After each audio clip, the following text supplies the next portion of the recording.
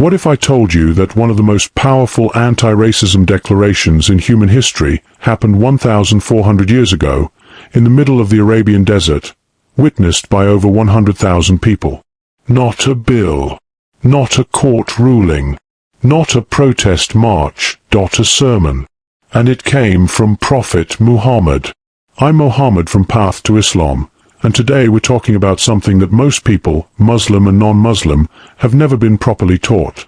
Islam's declaration against racism, delivered in 632 CE during what is known as the final sermon, Stay With Me.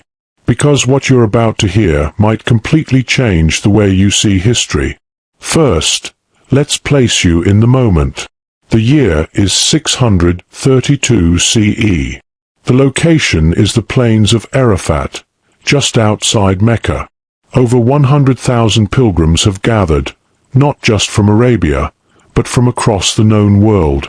Arabs, Persians, Africans, people of every tribe and background standing together on the same ground. Prophet Muhammad is aging. His health has been declining. Everyone can sense that something important is happening, and it is. This pilgrimage, this sermon, will turn out to be the last of his life. He rides out on his camel, takes a position on a raised platform, and begins to speak. His sermon covers many topics: the rights of women, financial obligations, the sanctity of life. But there is one moment that rises above everything else, he says. O people, your Lord is one and your Father is one. There is no superiority of an Arab over a non-Arab, nor of a non-Arab over an Arab.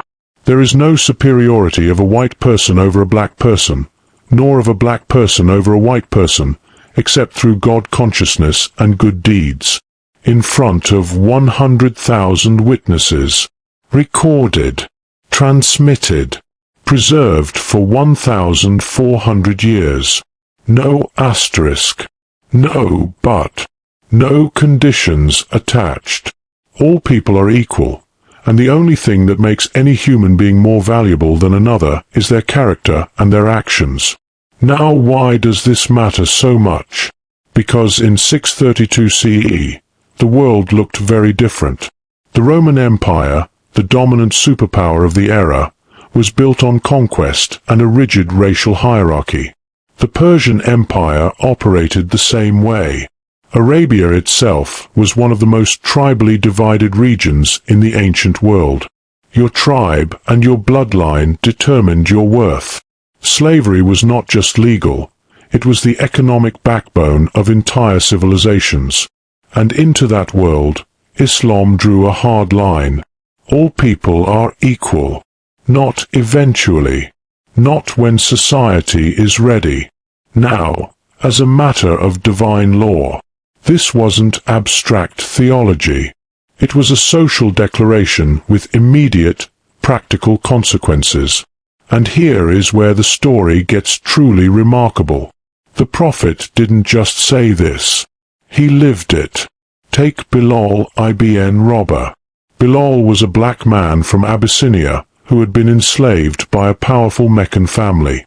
When he accepted Islam, his enslaver tortured him, laid him flat on burning desert sand, placed enormous rocks on his chest, and demanded he deny his faith.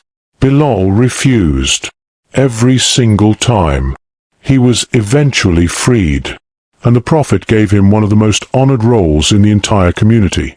The first person to call Muslims to prayer, the Adhan, 5 times a day, the most publicly repeated act in Islamic worship, given to a formerly enslaved black man.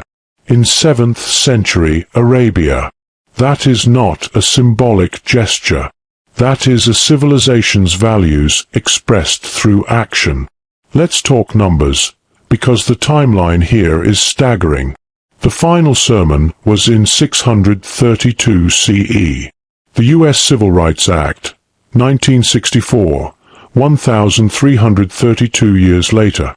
The UN Declaration of Human Rights, 1948, 1,316 years later. Abolition of slavery in the U.S., 1865, 1,233 years later. Islam was over 1,000 years ahead of the world's most celebrated milestones on racial equality. Not a few decades. Not a generation. Over 1,000 years. And yet, most people have never heard this story. Here's what I want you to take away from this video. Islam's teachings on racial equality are not a recent development or a modern reinterpretation. They are 1,400 years old, documented, witnessed by 100,000 people, and preserved for every generation that followed. The world has spent centuries slowly moving toward what Islam declared in one afternoon on the plains of Arafat. If you've been curious about Islam, not the version from headlines or political debate, but the real teachings, I want to invite you to go deeper. At Path to Islam, we help non-Muslims and new Muslims understand Islam the way it was actually taught. No filter, no distortion, just truth. Click the link in the description to start your journey today. If this video surprised you, hit the like button, drop a comment below, and subscribe, because we have a lot more truth to share. I'll see you in the next one. Assalamu alaikum. Peace be with you.